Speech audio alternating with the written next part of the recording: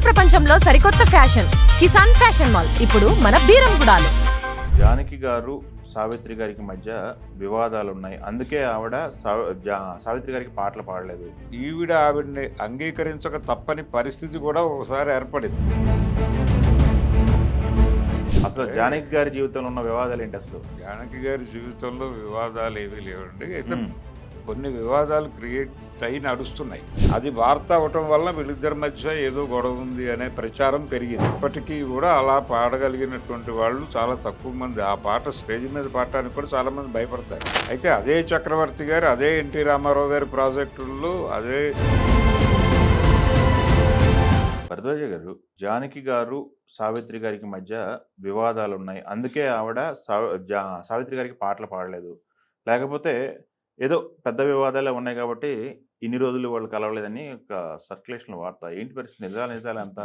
అసలు జానకి గారి జీవితంలో ఉన్న వివాదాలు ఏంటి అసలు? జానకి గారి జీవితంలో వివాదాలు ఏవీ లేవండి. అయితే కొన్ని వివాదాలు క్రియేట్ అయి నడుస్తున్నాయి. క్రియేట్ చేయబడ్డాయా? క్రియేట్ చేయబడ్డాయి. అంటే సావిత్రి గారికి జనరల్గా హీరోయిన్స్కి తమకి ఎవరైతే తమ గాత్రానికి దగ్గరగా ఎవరైతే బాగుంటుందో సజెస్ట్ చేసి వాళ్ళతో పాడిస్తే బాగుంటుంది కదా అనే పద్ధతిలో మాట్లాడటం అనేది ఉంది. ఓకే. అలా తొలి దశలో ఆవిడ సావిత్రి గారు పీలీల గారితో ఆవిడ ట్రావెల్ నడిచింది. మిస్సమ్మ టైంలో ఆవిడ పాడారు. తర్వాత నెమ్మదిగా సుశీల గారు దీనిలోకి వచ్చింది. ఆవిడ సుశీల గారి వాయస్సు కొంత సావిత్రి గారి గొంతుకి కలిసేది. ఆ మ్యాచ్ ఉండటం వల్ల అంతకు మించి ఏమి కాదు. ఇప్పుడు కృష్ణ గారు తన వాయిస్‌కి ఎస్‌పి బాలసుబ్రహ్మణ్యం గారి వాయిస్ అయితే మ్యాచ్ అవుతుందని ఆయనతో ట్రావెల్ అయ్యాడు. అంతే. As simple as that. అంతే. అలా ఆవిడ సుశీల గారితో అనుకుంటున్న టైంలో ఒక బిఎన్ రెడ్డి గారి సినిమాలో ఒక పాట జానకి గారితో పాడించారు. రాజేశ్వరరావు గారు పాడించారు. ఆవిడ కాదనలేని పరిస్థితి, అది నడిచింది. ఆ తర్వాత ఒక తమిళ సినిమా షూటింగ్ అప్పుడు ఆవిడ చెప్పారు, సుశీల గారితోనే పాడించటం బెటరు అని. ఆ సజెషన్ బయటకు వచ్చింది. అది ఆవిడ చెప్పి వాంటెడ్గా సుశీల గారితో పాడించారు. ఈవిడితో పాడించారు అప్పటికే. ఓకే. ఇది పక్కన పెట్టి మళ్ళీ ఆవిడతో పాడించి అది షూట్కి వెళ్ళారు. ఓహో. అలా మొదలైంది. కానీ ఆవిడని అంగీకరించక తప్పని పరిస్థితి కూడా ఒకసారి ఏర్పడింది. మురిపించే మువ్వలు సినిమాలో ఆవిడ కెరియర్లో ఒక అద్భుతమైన పాట అది. నీలీల పాడేద దేవా అనే పాట. అది సుబ్బయ్య నాయుడు గారి మ్యూజిక్ డైరెక్షన్లో ఎవరు పాడాలి అనే ప్రశ్న వచ్చినప్పుడు ఆయన పీలీల గారు అనుకున్నారు. సావిత్రి గారికి ఎలాగూ ఆవిడే పాడుతున్నారు కాబట్టి ఆవిడతోనే పాడించడం కోసం ప్రిపేర్ అయ్యి కూర్చోబెట్టారు. కూర్చోబెట్టిన తర్వాత అది నాదస్వరంతో పోటీ పడి వాయిస్ వెళ్ళవలసినటువంటి సందర్భం ఉన్న పాట. ఓహోహో. అందుకని ఆవిడేం చెప్పారంటే, ఇది నాకంటే కూడా జానకైతే మేనేజ్ చేయగలదు అని పీలీల గారే స్వయంగా రికమెండ్ చేసి, ఇది ఎవరు ఏం మాట్లాడినా కానీ మీరు అవన్నీ పట్టించుకోవద్దు, ఆవిడతోనే వెళ్ళండి, జానకి కంటే కూడా దీన్ని ఇలా బ్యాలెన్స్ చేసుకుంటూ వెళ్ళేవాళ్ళు ఎవరూ లేరు అని ఆవిడ లీల గారు చెప్పి ఆవిడ తప్పుకున్నారు. అప్పుడు జానకి గారిని తీసుకొచ్చి ఆవిడకి పాట చెప్పిన తర్వాత ఆవిడ కొన్ని కరెక్షన్స్ చెప్పారు దీనిలో. అంటే సుబ్బయ్య నాయుడు గారు లాంటి మ్యూజిక్ డైరెక్టర్ గారు చెప్పినప్పటికీ ఈవిడ కొన్ని చోట్ల స్వరం రాశారండి, మీరు ఆ స్వరం కాకుండా కొన్ని చోట్ల ఆలాపన మీద పెడదాం, మిగిలింది స్వరంతో పెడదాం, లేకపోతే ఎమోషన్ క్యారీ కాదేమో అని నాకు అనిపిస్తోంది అని చెప్పింది ఈవిడ. సజెస్ట్ చేశారు. చెబితే ఆయన విన్నాడు. విని ఒకసారి రిహార్సల్ చేసి, నిజమే నువ్వు చెప్పింది, అలా స్వరం కాకుండా ఆలాపనలు టచ్ చేసుకుంటూ వెళ్ళటం అనేది బాగానే ఉంది, ఓకే అని చెప్పి అలా నాదస్వరంతో పోటీ పడుతూ పాడుతుంది ఆవిడ ఆ పాట. అది ఒక అద్భుతం. ఇప్పటికీ కూడా అలా పాడగలిగినటువంటి వాళ్ళు చాలా తక్కువ మంది. ఆ పాట స్టేజ్ మీద పాడటానికి కూడా చాలా మంది భయపడతారు. అందుకని ఆ పాటని లీల గారే రికమెండ్ చేశారు కాబట్టి సావిత్రి గారే యాక్ట్ చేశారు దానికి. ఆవిడికి చాలా పేరు వచ్చింది ఆ సినిమాలో. అలా ఆ వివాదం సమసిపోయింది ఒక రకంగా. సమసిపోయింది. తర్వాత ఆవిడ తెలుగులో 1-2 పాటలు పాడారు. అయితే అక్కడ ఎప్పుడైతే ఆవిడ తమిళ్లో ఆ పాట రికార్డ్ అయిన తర్వాత వద్దు సుశీల గారితో వెళ్దాము అని చెప్పి మార్పించారో అది వార్త అయింది.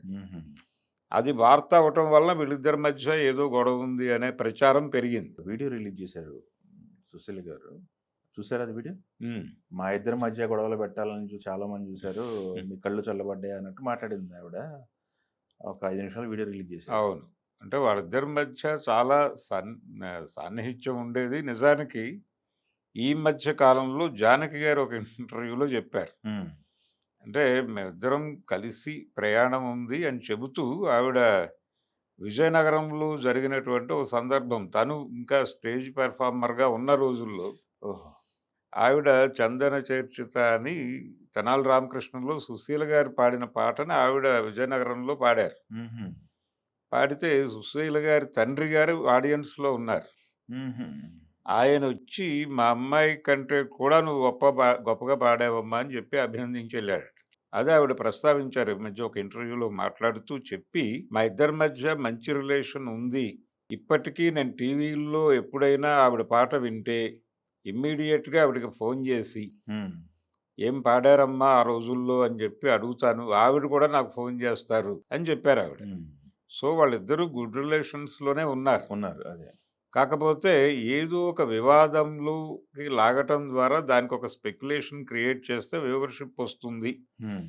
అనే వాతావరణంలో మీడియా డ్రైవ్ అవుతున్నప్పుడు ఇలాంటివన్నీ లాగుతున్నారు. హుహు.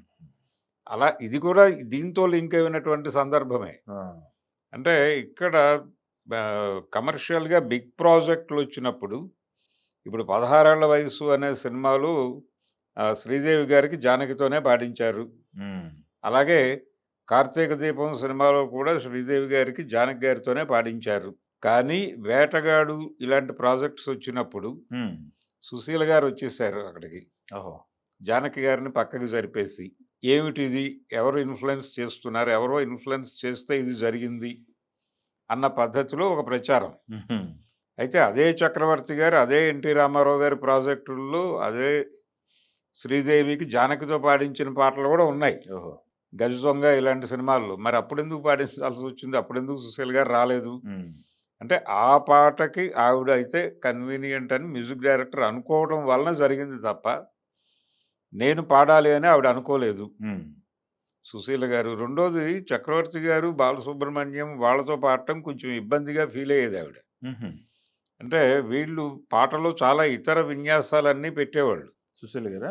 అహా! లేదు చక్రవర్తి గారు. చక్రవర్తి గారు. ఆ! ఆవిడ రికార్డింగ్‌కొచ్చి బాలసుబ్రహ్మణ్యం గారిని అడిగేవారట. బాబు మీరు పాట కాకుండా ఇంకేవో చేస్తారు గదా! విన్యాసాలు. అవేమిటో ముందే చెప్తే నేను దాన్ని బట్టి ఎలా మేనేజ్ చేయాలో చూసుకుంటాను అని. ఓకే. అది బాలసుబ్రహ్మణ్యం గారే చెప్పాడు. కాబట్టి ఆవిడ పద్ధతిలో ఇచ్చిన పాటను ఒక అకార్డింగ్ టు టెక్స్ట్ వెళ్ళేటువంటి సింగర్ ఆవిడ. మోర్ ఎమోషను, మోర్ ఇది ఎక్స్‌ప్రెషన్. ఎక్స్‌ప్రెషన్ ఓరియెంటెడ్ సాంగ్ అనగానే జానకి గారి దగ్గరికెళ్ళేవాళ్ళు. హ్మ్. అది ఆవిడ రికమెండ్ చేసిన సందర్భాలు కూడా ఉన్నాయి. సుశీల్ గారు రికమెండ్ చేసింది కూడా. సుశీల్ గారు రికమెండ్ చేశారు. లీల గారు రికమెండ్ చేశారు. అదే. దానికి సుబ్బయ్య నాయుడు గారి పాటే ఉదాహరణ. అదే. ఇలా బయట ఇప్పుడు ఒక రకంగా ఆహ్, ఆవిడ చనిపోయారు. ఆ బాధలో ఉంది ప్రపంచం. అవును. ఆ సందర్భంగా ఈ వార్తలకి ఒక చలామణి విలువ ఉంటుంది అనుకుని చేస్తున్న గందరగోళం. ఓకే.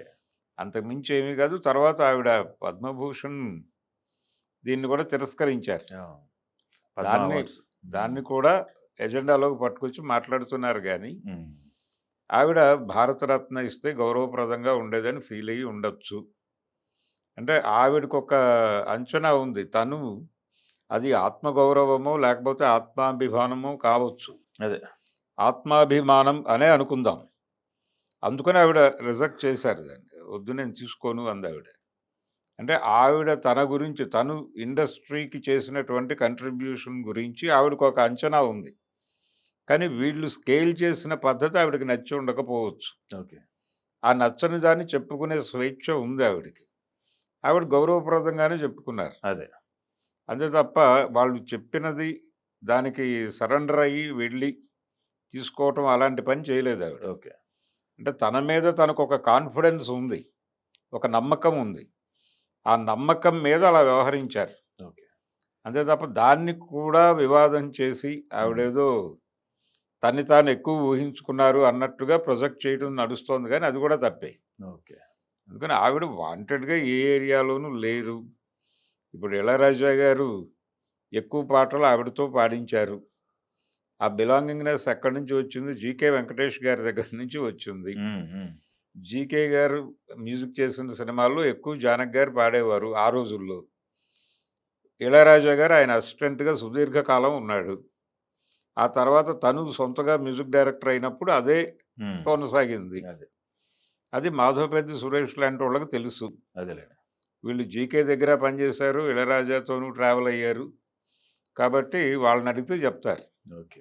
అవన్నీ అలా నడిచిన పరిచయాలు, సంబంధాలే. ఓకే. ప్రత్యేక రీజన్స్ ఏమీ లేవు. ఓకే. అయితే 'సుశీల' గారికి, 'ఇళయరాజాకి' గూడా ఏదో గొడవుందని జెప్పి కొన్ని కథనాలు ఓహ్! బయటకొచ్చాయి. హుహు. కానీ తెలియని విషయం ఏంటంటే, ఆయన చాలా పాటలు కొన్ని స్పెషల్ సాంగ్స్ ఆవిడతోనే పాడించుకున్నాడు. హ్మ్. హ్మ్. హ్మ్. హ్మ్. జానకి గారితో పాడిస్తూనే ఇది స్పెషల్ సాంగ్ అనుకున్నప్పుడు ఇది 'సుశీల' గారే పాడాలి అనుకుంటే ఆవిడనే తీసుకొచ్చేవారు. అదేలెండి. హ్మ్. 'దళపతి' సినిమాలో మొదట్లో వచ్చేటువంటి 'కెమెరా' సాంగ్ 'సుశీల' గారే పాడారు. హ్మ్. అనేక పాటలున్నాయి ఆయన సినిమాల్లోనే. ఓకే. ఇప్పుడు ఆయనే పాడినటువంటి 'కలయా నిజమా' అది 'సుశీల్' గారితో కలిసి 'ఇళయరాజా' పాడిన పాటే గదా! అవును. అవును. ఆయన 'సుశీల్' గారికి అసలు అవకాశాలే ఇవ్వలేదన్నట్టుగా మాట్లాడితే ఎలా? అవును. అందుకని వాంటెడ్‌గా క్రియేట్ చేసేటువంటి కొన్ని కుక్కుడు కాంట్రోవర్సీస్ ఉంటాయి. ఓకే. అవి అడపాదడపా బాధిస్తాయి వాళ్ళని. ఓకే. అంటే దాంతో లింక్ అయ్యి వెళ్ళిన పేర్లు. ఓకే. అందుకని 'సుశీల్' గారు ఓకే. ప్రత్యేకంగా ఆవిడ బాధపడ్డారు. ఓకే. ఇలాంటివి మీరు ఏదో వ్యూవర్‌షిప్ కోసం ఇలాంటివి వండకండి అని ఓకే. ఆ ఆవేదన వ్యక్తం చేశారావిడ. Thank you.